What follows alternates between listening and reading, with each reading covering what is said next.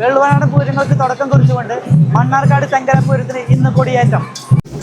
ഒരുപാട് വേലകളുള്ള ഒരു പൂരം തന്നെ കേട്ടോ നമ്മുടെ മണ്ണാർക്കാട് തെങ്കരപ്പൂരം. 4 ഭാഗത്തു നിന്നും വേലകൾ വരുന്നത് കാരണം നമുക്ക് ഏതൊക്കെയാണ് വേലകളൊന്നും കറക്റ്റായിട്ടൊന്നും അറിയത്തില്ല. പിന്നെ അതുപോലെ ആനകൾ ഉണ്ടായിരുന്നു കേട്ടോ. ആനകൾ 10-14 ആനകൾ ഉണ്ടെന്നാണ് നമുക്ക് അവിടുന്ന് കിട്ടിയ വിവരം. അതിൽ അമ്പല കമ്മിറ്റിന്റെ കുറച്ച് ആനകളും പിന്നെ അതുപോലെ ദേശവേലന്റെ ആനകളും അങ്ങനെ ഒരു 10-14 ആനകൾ ഉണ്ടായിരുന്നു കേട്ടോ. എന്തായാലും പൂരം നല്ല ഗംഭീര പൂരം തന്നെയാണ്, നല്ല അടിപൊളി പൂരം തന്നെയാണ്.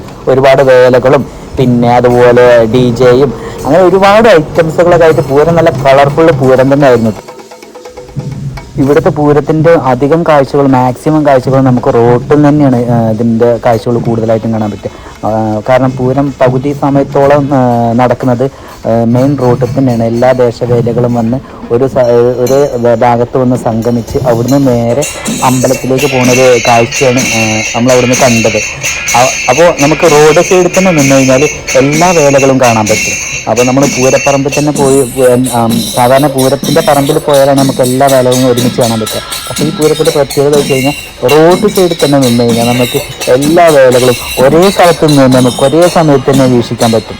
അത് ഈ പൂരത്തിൻ്റെ ഭയങ്കരമായിട്ടുള്ളൊരു പോസിറ്റീവ് എനർജി ഉണ്ട്.